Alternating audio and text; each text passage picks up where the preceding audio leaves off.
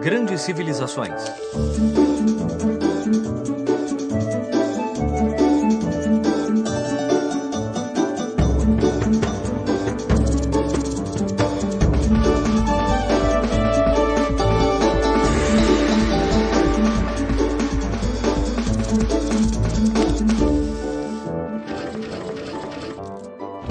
O Império Persa, primeira parte.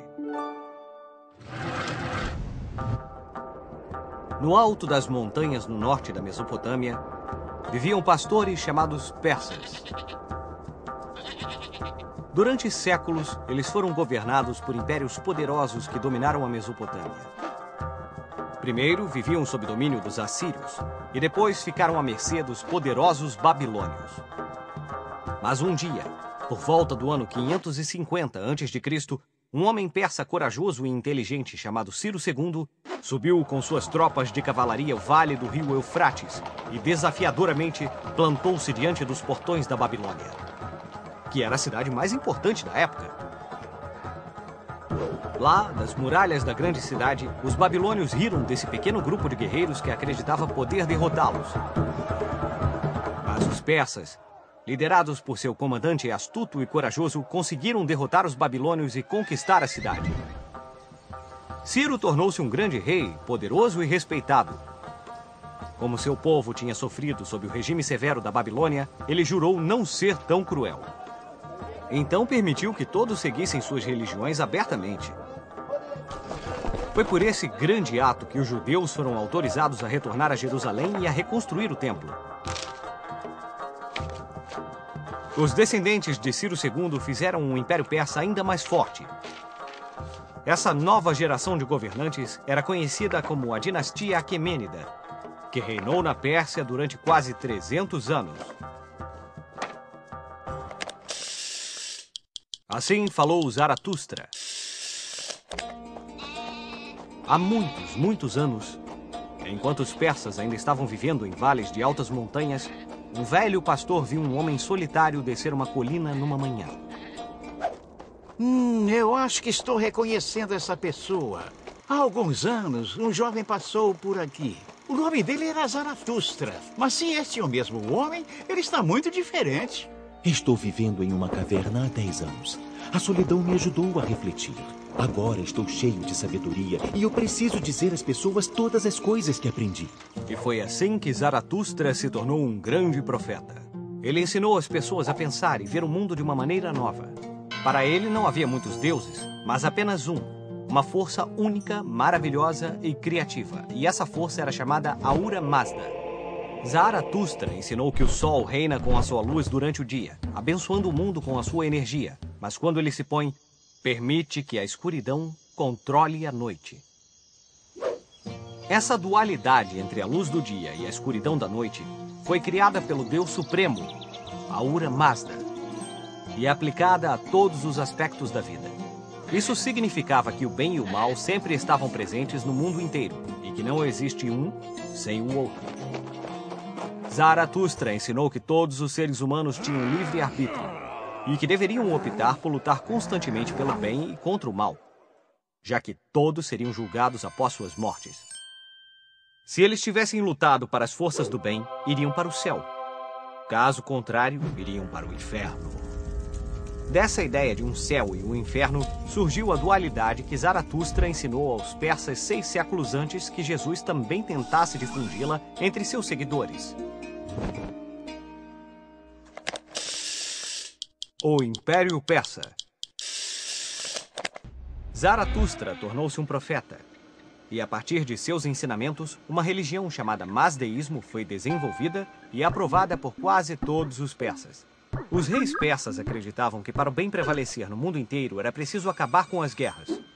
Queriam acabar com as guerras? Parece uma ótima ideia. Mas como eles tentaram fazer isso? Isso pode parecer estranho, mas os reis persas acreditavam que a resposta era conquistar todos os povos do mundo inteiro. Os persas acreditavam que a única forma para alcançar a paz era governar todos os povos da terra. Dessa forma, eles poderiam espalhar a força do bem, pela primeira vez na história, surgiu a ideia de formar um império universal. Assim que a cidade de Babilônia foi conquistada, Ciro avançou para Lídia, para as cidades jônicas e, finalmente, para os Massagetas. Mas Ciro morreu em batalha. Então, seu filho, Cambises II, assumiu o comando das tropas. Ele continuou o trabalho do pai, expandindo o império para o Egito. No momento em que os persas haviam conquistado o norte da África, o império ficou enorme. Ele ocupava as capitais das civilizações mais antigas da história. Anos mais tarde, os governantes queriam acrescentar mais territórios ao imenso império, estendendo-o do Egito à Índia. E embora conquistassem pela força, os reis persas eram fiéis a seus ideais. Eles toleravam todas as culturas e religiões diferentes, incorporando a sabedoria e os costumes de outros povos e permitindo uma enorme variedade de religiões e práticas em toda a extensão territorial do império. Em vez de destruir seus inimigos, os persas muitas vezes deram aos reis de povos conquistados novas terras para governar dentro do Império Persa. Seu objetivo era criar a paz e evitar qualquer desejo de vingança. Eles também libertaram os povos que tinham sido condenados à escravidão, como os fenícios, por exemplo. Estes recompensaram o gesto, emprestando sua poderosa frota para os persas. A organização do Império Persa. O enorme poder dos persas foi apoiado por um exército de soldados invencíveis que vinha de dentro e de fora das fronteiras do império. Do Oriente, para além do rio Sirdária, vieram cavaleiros que foram treinados com técnicas inovadoras para arco e flecha. Esses soldados eram chamados de mercenários, o que significa que só lutavam para quem lhes pagasse. Mas isso não era um problema para os persas, porque graças a todas as terras que haviam conquistado, eles tinham uma enorme quantidade de riquezas. Os persas ganharam ainda mais riquezas, gerindo bem o vasto império. Eles usaram essas riquezas para construir cidades enormes de incrível luxo e beleza. Mas eu pensei que os persas estivessem fazendo isso para trazer a paz, não para ficarem ricos. Você me pegou. Talvez eles pensassem que trazer a paz não era um trabalho que se fizesse de graça. Os persas forçaram os povos conquistados a lhes pagar tributos em ouro, prata ou pedras preciosas. Para melhor organizar esse sistema, dividiram o império em 20 províncias enormes que se chamavam satrápias. As satrápias eram governadas por líderes locais, mas havia também um representante do imperador persa atribuído a cada um.